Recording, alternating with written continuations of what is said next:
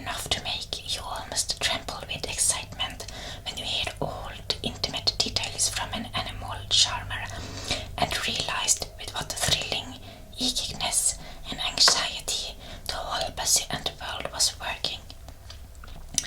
They are same as us, said Dickon, only they have to build their homes every year, and it keeps them so busy they fair scuffle to get them done.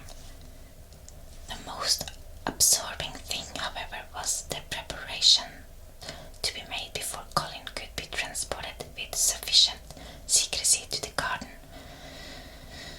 No one must see the sheer carriage and Dickon and Mary after they turned a certain corner of the shrubbery and entered up the walk outside the Evian walls.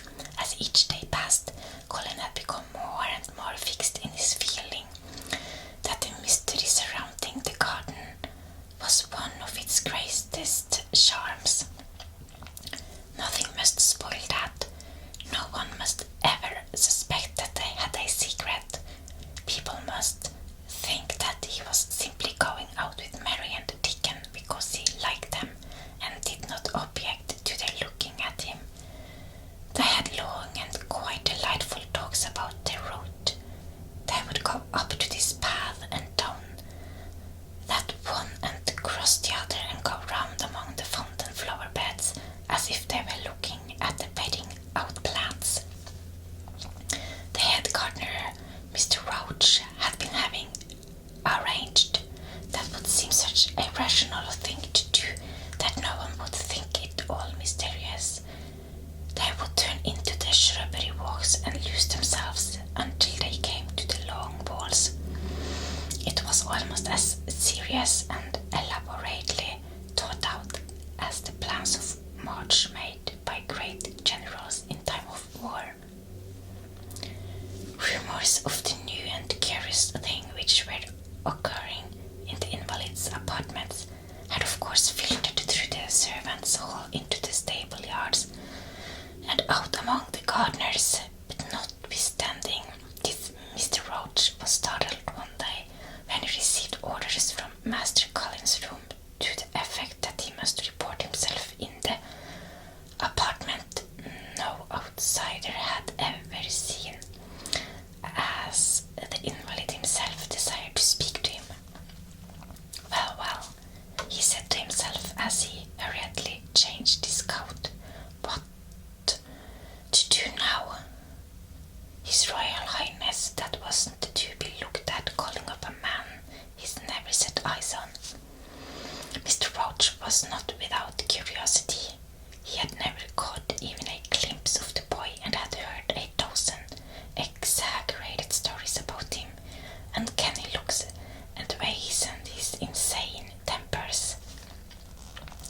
The thing he had heard often was that he might die at any moment, and there had been numerous fanciful descriptions of a humped back and helpless limbs given by people who had never seen him. Things are changing in this house, Mr. Roach, said Mrs. Medlock, as she led him up the back staircase to the corridor, onto which opened to a hitherto mysterious chamber. Let's hope they are changing for the better, Mrs. Medlock answered. They couldn't well change for the worse, she continued, and queer as it all is there, them as fine stir duties made a lot easier to stand up under. Don't you be surprised, Mr. Roach, if you find yourself in the middle of a menagerie and Martha Sowerby's Dickon more at home than you or me could ever be. There really was a sort of magic about Dickon, as Mary always privately believed. When Mr. Roach heard his name, he smiled quite leniently. He'd be at home in Buckingham Palace or at the bottom of a coal mine, he said, and yet it's not impudence either. He's just fine, is that lad.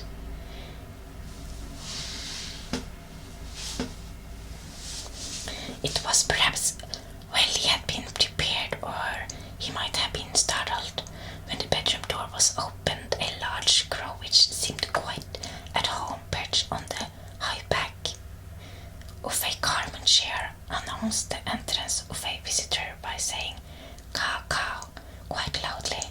In spite of Mrs. Medlock's warning, Mr. Roach only just escaped being sufficiently undignified to jump backward.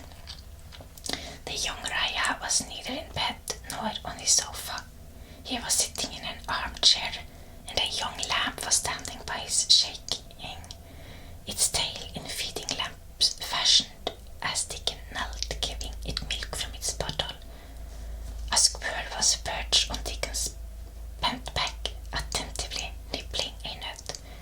The little girl from India was sitting on a big footstool, looking on. "Here is Mr. Roach, Master Colin," said Mrs. Medlock. The young Raya turned and looked his servitor over. At least that was what the head gardener felt happened. "Oh, you are Roach, are you?" he said. "I sent for you to give you some very important orders." "Very good, sir," answered Roach, wondering if he was to receive instruction to fell all the oaks in the park or to transform the orchards into water gardens. "I am going out in my chair this afternoon," said Colin. "If the fresh air agrees with me, I may go out every day. When I go, none of the gardeners are to be anywhere near the long walk by the garden walls. No one is to be there.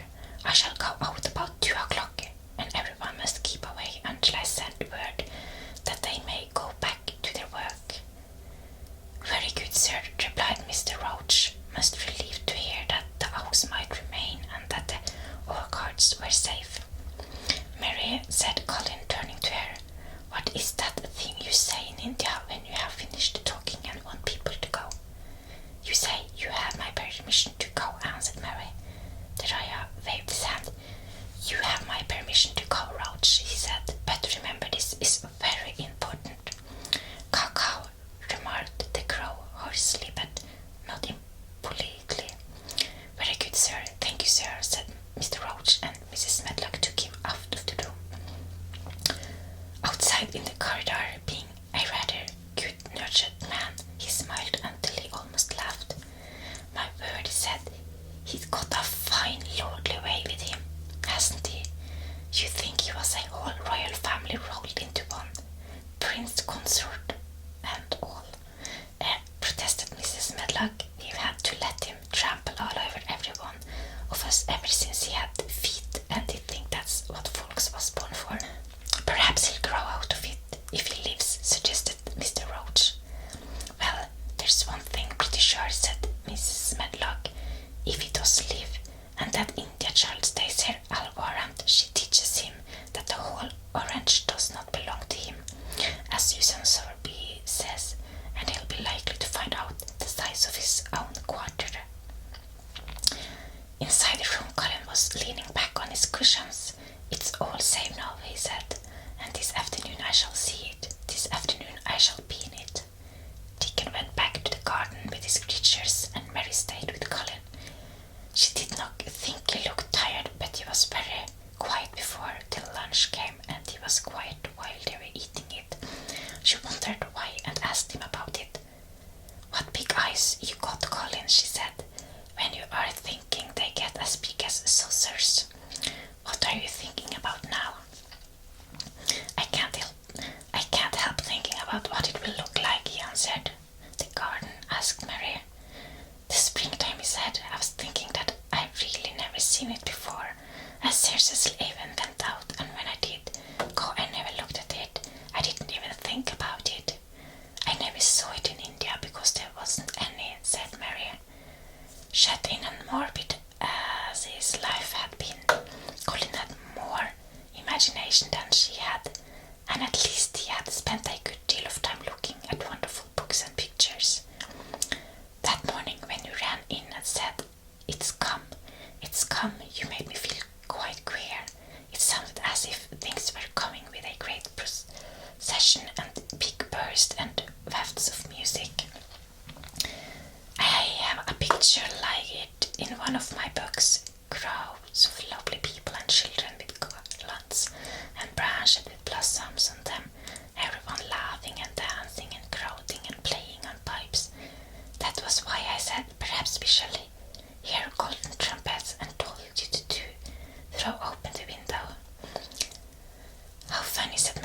that's really just what it feels like. And if all the flowers and leaves and green things and birds and wild creatures danced past at once, what a crowd it would be. I'm sure they would dance and sing and flute, and that would be the depths of music. They both laughed, but it was not because the idea was laughable, but because they both so liked it. A little later, the nurse made Colin ready. She noticed that instead of lying like a log while his clothes were put on, he sat up and made some effort to help himself, and he talked and laughed with Mary all the time. This is one of his good days, sir, she said to Dr. Craven, who dropped in to inspect him. He is in such good spirits that it makes him stronger. I'll call in again later in the afternoon after he has come in, said Dr. Craven. I must see how the going out agrees with him. I wish in very low voice that he would let you go with him. I'd rather give up the case this moment, sir, than even stay here while it's suggested, answered the nurse with sudden firmness. I hadn't really decided to suggest it, said the doctor with his slight nervousness. We'll try the experiment. Dickens, a lad I trust with a newborn child. The strongest footman in the house carried Colin downstairs and put him in this wheelchair near which Dickon waited outside. After the manservant had arranged his rugs and cushions, the Raya waved his hand to him and to the nurse. You have my permission to go, he said, and they both disappeared quickly, and it must be confessed giggled when they were safely inside the house. Dickon began to push the wheelchair slowly and steadily. Mistress Mary walked beside it, and Colin leaned back and lifted his face to the sky. The arc of it looked very high, and the small snowy clouds seemed like white birds floating on outspread wings below its crystal blueness. The wind swept in soft big breath down from the moor and was strange with a wild, clear, scented sweetness. Colin kept lifting his thin chest to draw it in, and his big eyes looked as if it were they which were listening instead of his ears. There are so many sounds of singing and humming and calling out, he said.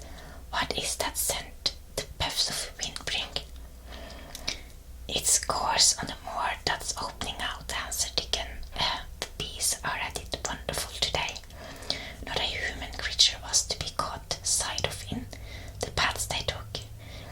In fact, every gardener or gardener's lad had been witched away, but they wound in and out among the shrubbery and out and round the fountain beds, following their carefully planned route for the mere mysterious pleasure of it. But when at last they turned into the long walk by the ivied walls, the excited sense of an approaching thrill made them, for some curious reason they could not have explained, begin to speak in whispers. This is it, breathed Mary. This is where I used to walk up and down and wonder and wonder. Is it? Cried Colin, and his eyes began to search the ivy with eager curiousness.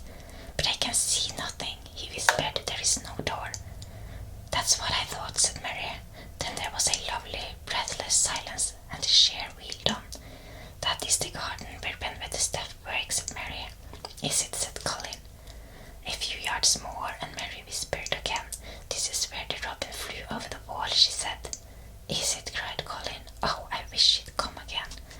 And that, said Mary with solemn delight, pointing under a big lilac bush, is where he perched on the little heap of earth and showed me the key. Then Colin sat up. Where, there, he cried, and his eyes were as big as the wolves in Red Riding Hood. When Red Riding Hood felt called up and to remark on them, Dickon stood still and the wheeled chair stopped. And this, said Mary, stepping onto the bed close to the ivy, is where I went to walk to him when they chirped at me from the top of the wall, and this is the ivy the wind blew back, and she took hold of the hanging green curtain. Oh, is it, gasped Colin, and there is the handle, and here is the door. Dickon pushed him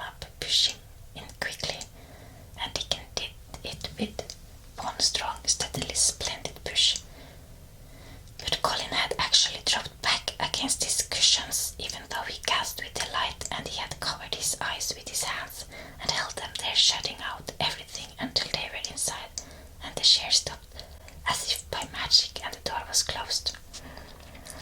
Not till then did he take them away and looked round and round and round as Dickon and Mary had done, and up walls and earth and trees and swinging sprays and tendrils, the fair green veil of tender little leaves had crept, and in the grass under the trees and the grey urns in the alcoves, and here and there everywhere were touches of splashes of gold and purple and white, and the trees were showing pink and snow above his head, and there were fluttering of wings and faint sweet pipes and humming and scents and scents.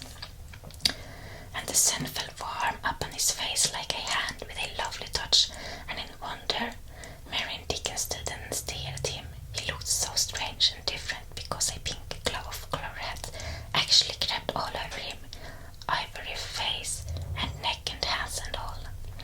I shall get well, I shall get well, he cried out. Mary, Dickon, I shall get well, and I shall live forever and ever and ever. And that was chapter 20 for today. Thank you so much for listening. I wish you a